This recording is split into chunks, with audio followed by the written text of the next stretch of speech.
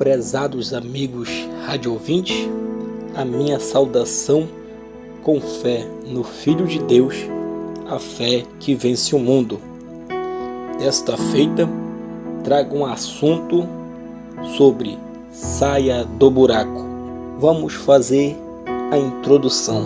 Irmãos, vamos abrir a nossa Bíblia no livro de Lamentações de Jeremias, o capítulo de número 3, no versículo 53 ao 58.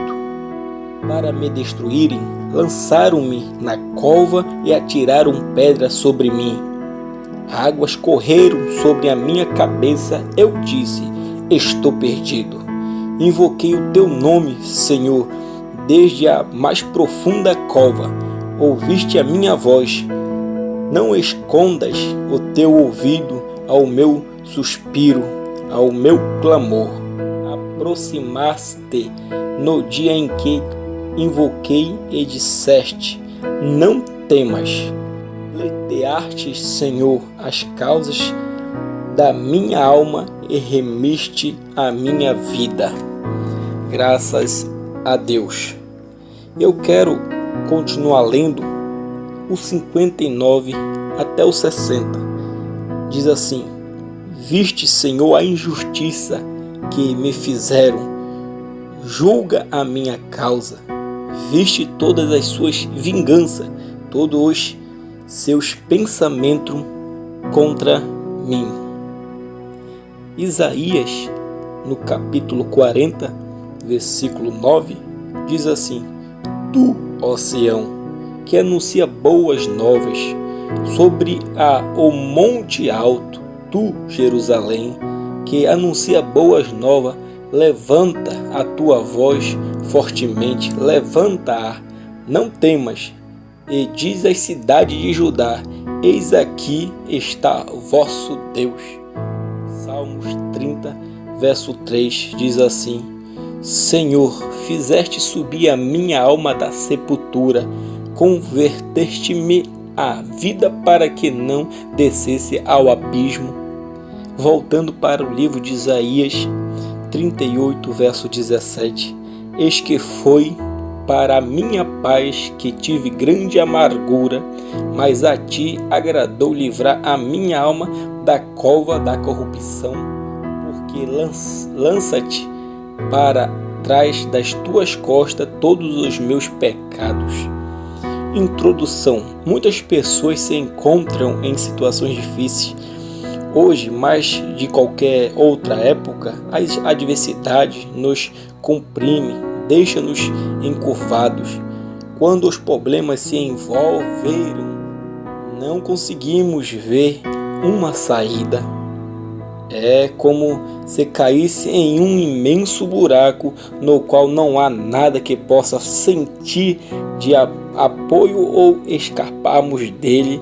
Não são poucos os que se sentem assim.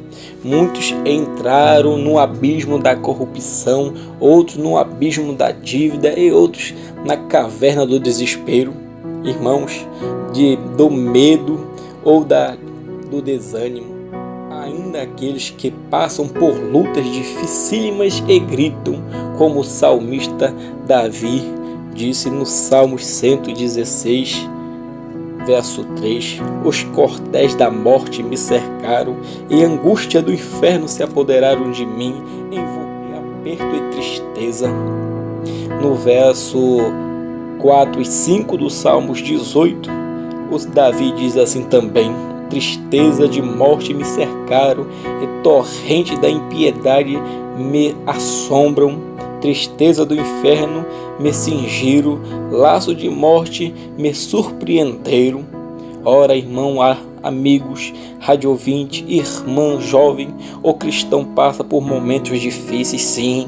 Caminhar com Cristo não é isentar de lutas e sofrimento, não. O apóstolo Paulo experimentou muitas tribulações e tantas delas escreveu, segundo no livro de Coríntios, capítulo 7, versículo 5, ele diz assim: porque mesmo como chegamos à Macedônia, a vossa carne não teve repouso algum, antes em tudo fomos atribulados, por fora combate, por dentro tremores. Ora, amigos, para ele existiu uma diferença entre tristeza dos que creem em Deus e daqueles que não têm Jesus como Salvador. Segunda carta dos Coríntios, capítulo 7, verso 10. Porque a tristeza segundo Deus opera arrependimento para a salvação, da qual ninguém se arrepende, mas a tristeza do mundo opera a morte. Isso acontece muitas vezes conosco. Geralmente passamos por um processo de purificação quando o Senhor está respondendo às vossas orações, a minha oração, a tua oração.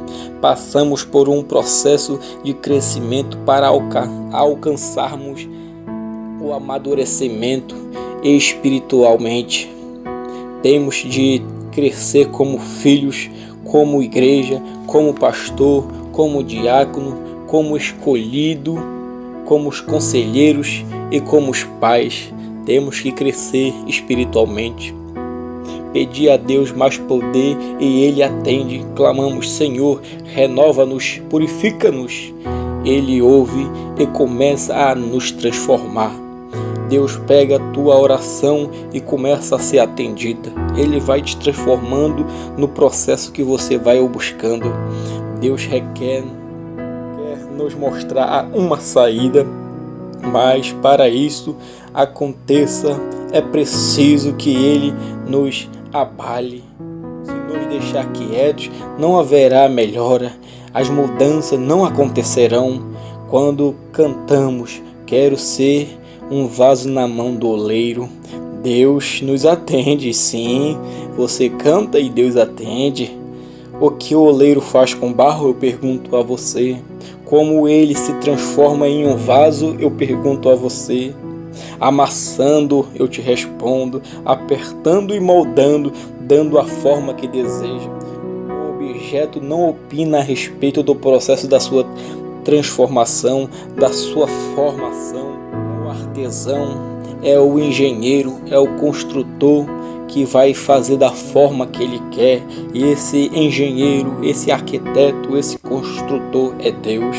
Ora, amigos, deixa Deus te transformar, deixa Deus fazer o processo, a conclusão do seu trabalho. Para que tudo isso aconteça, o barro precisa ser maleável. Você tem que ser maleável, eu tenho que ser maleável. Caso esteja endurecido, não há como trabalhar nele.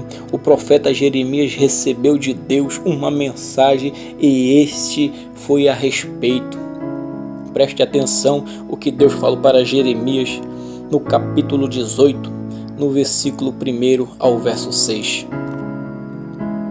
A palavra do Senhor que veio a Jeremias dizendo: levanta-te e desce à casa do oleiro, e lá te falarei. Ouvi as minhas palavras.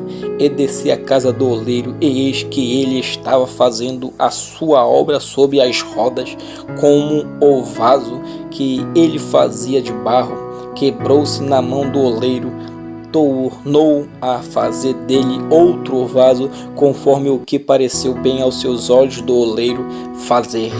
Então veio a minha palavra do Senhor dizendo: não poderei eu fazer de vós como fez este oleiro, ó casa de Israel? Diz o Senhor: eis que com o barro na mão do oleiro, assim sois vós na minha mão, ó casa de Israel.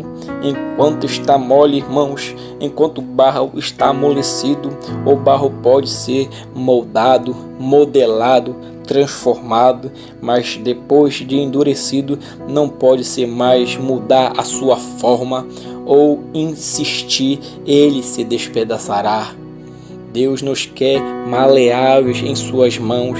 Ele deseja trabalhar a nossa forma.